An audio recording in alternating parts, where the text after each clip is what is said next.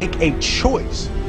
Like, you just decide what it's going to be, who you're going to be, how you're going to do it. Just decide.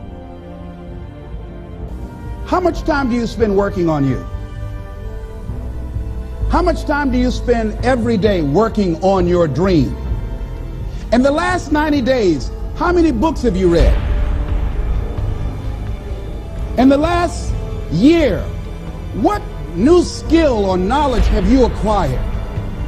What kind of investment have you made in you? So I'm saying that as you begin to look at where you want to go, if you want to make it today, and things are changing so fast you have to literally run to stand still, I'm saying that you've got to make some conscious effort to begin to work to develop you.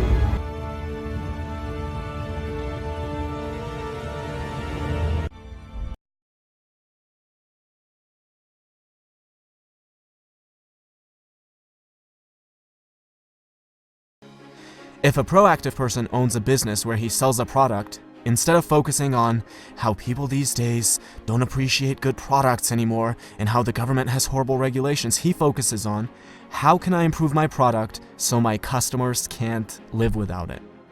Do you realize how much responsibility, how much dedication, how much hard work comes along with asking that question? And what do you think our effort minimizing brain is going to pick as default? And that is exactly why most people focus on the things that they cannot control rather than focusing on the things that they can. Habit number 1 is be proactive.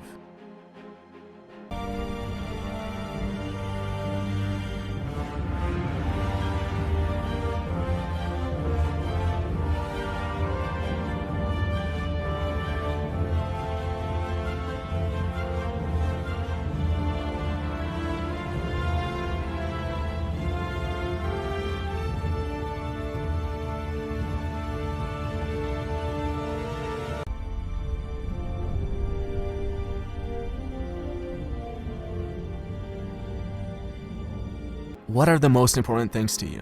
The most common answers I would get would be either your well-being or your relationships, your family, your spouse, your children.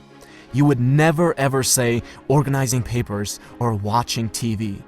But how many of us spend more time organizing papers and watching TV than planning our nutrition and going to the gym or cultivating a healthy family environment? There's a horrible disconnect between what we say and how we actually allocate our time. Habit number 3 is put first things first.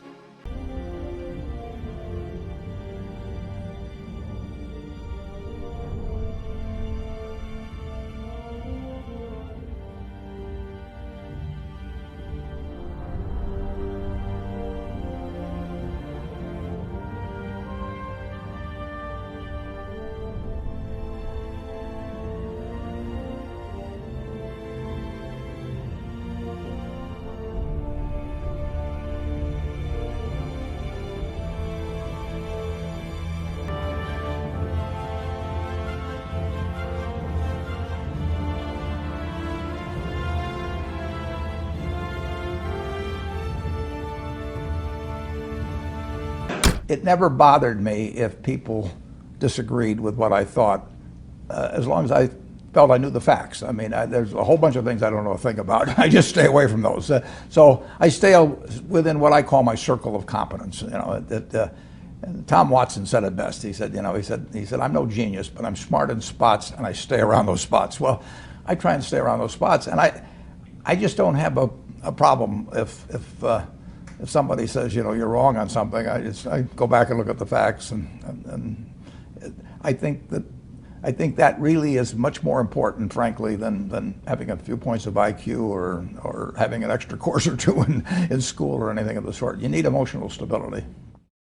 I just read and read and read. I probably read 5 to 6 hours a day. I don't read as fast now as when I was younger, but I read 5 daily newspapers. I read a fair number of magazines. I read 10Ks, I read annual reports, and I read a lot of other things too. So I've always enjoyed reading. I love reading biographies. Now imagine there are 2 people and a tree with 5 apples on it. They're both too short to reach the apples, but if one of them sits on the other's shoulders, he can reach all 5 of the apples. This is called synergy. The whole is greater than the sum of its parts. Now, I'll be the first one to admit that you can't achieve this with everyone, but you should always be looking for opportunities to create synergy.